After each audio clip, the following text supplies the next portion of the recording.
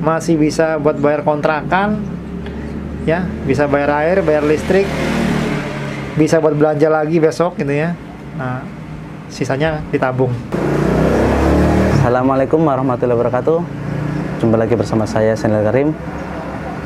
Di video kali ini kita akan membahas bisnis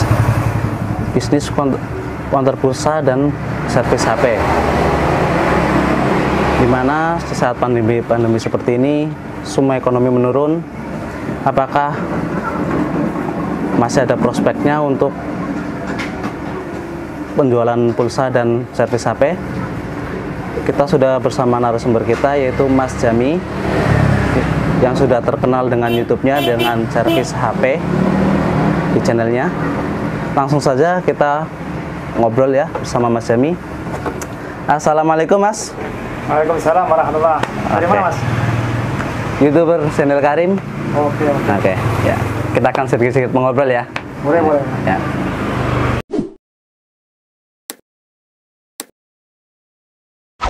Mas Jami, apakah ada target-target wilayah tertentu ataukah untuk lokasi pemilihan wilayah itu harus benar-benar yang tepat atau gimana Mas untuk usaha sebuah konter Mas? Ya, untuk sebuah konter itu sebenarnya yang paling menentukan itu penjualannya adalah wilayah ya. Karena beberapa wilayah itu ada yang wilayahnya udah persaingannya udah sangat ketat. Ada beberapa wilayah emang daya belinya kurang bagus, kurang tinggi gitu. Ada juga beberapa wilayah yang penjualannya itu bagus, cuman di sisi servis atau aksesoris itu kurang ya. Mungkin lakunya voucher doang ada. Karena saya juga udah pernah ngalamin pindah beberapa tempat ya. Karena dulu saya itu udah pindah tuh 5 kali ya kalau nggak punya tempat ya. Karena nyari tempat tuh gampang susah ya. Repo ini tetap wilayah ya Pak ya? Iya, wilayah. Memang wilayah sangat mempengaruhi ya dari nilai penjualan kita. Biar bagaimanapun itu nggak dipungkiri lah, orang-orang bisnis sudah tahu lah ya. Wilayah adalah menentukan omset penjualan Anda gitu ya. Untuk Mas Jamingan sendiri buka di daerah wilayah mana Pak? Dan untuk omset atau penjualannya gimana Pak untuk daerah sini, harga persaingannya? Ya, saya buka nih saat ini di daerah Batu Sari, Batu Jaya Tangerang ya. Batu Sari, Batu Jaya. Di sini emang persaingannya ketat. Nah, kalau sampai lihat tuh dari ujung ke ujung tuh sepanjang jalan itu konter udah banyak ya. Emang lumayan lah, udah nggak banyak lagi, banyak. Saingan harga tuh udah bagus lah, persaingannya memang ketat sekali gitu. Ya pintar-pintar kita jual harga lah ya. Karena apa yang mereka jual kita ada gitu. Usahakan kalau yang mereka nggak ada kita ada gitu. Ya kita. Nah, di sini kan tukang servis masih jarang. Jadi saya ambil celah sini sambil jualan aksesoris, jualan pulsa, terus plus servis HP gitu ya.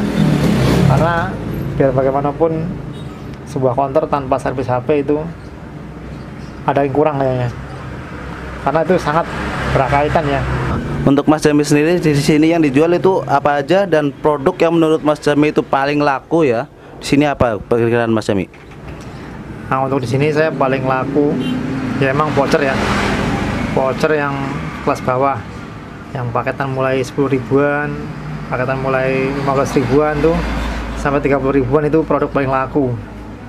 Dan juga beberapa aksesoris yang kecil, kabel data, charger itu udah umum ya. Udah kebutuhan ya. Dan selanjutnya nyervis, servis HP, cetak foto juga lumayan. Tapi tetap di sini servis masih jadi andalan saya ya. Karena kalau jualan voucher di tempat lain tuh harganya udah pada turun-turun semua ya.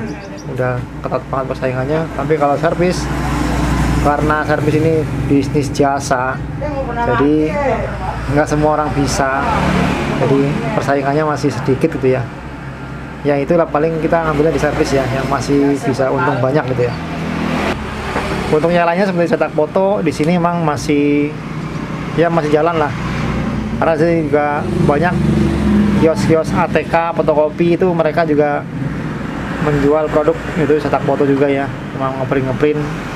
Jadi di sini walaupun ada ya buat ada aja lah buat sampingan lah ya, seadanya gitu, selakunya aja. Kalau sono rame mereka pasti user pada lari ke sini gitu ya, untuk alternatif lah ya. Untuk Mas Jami sendiri untuk harga sewanya di sini tembus dengan angka berapa, Mas? Ini kan termasuk udah kota ya. Ya, di sini kota tapi pinggiran ya, pinggiran kota sini ya. Jadi pinggiran kota Tangerang. Harga sewa di saya masih 13 juta per tahunnya, itu belum termasuk bayar air dan juga bayar listrik, keamanan sama sampah ya. Itu lain lagi ya, belum termasuk. Jadi 13 juta hanya sewa tempatnya saja gitu.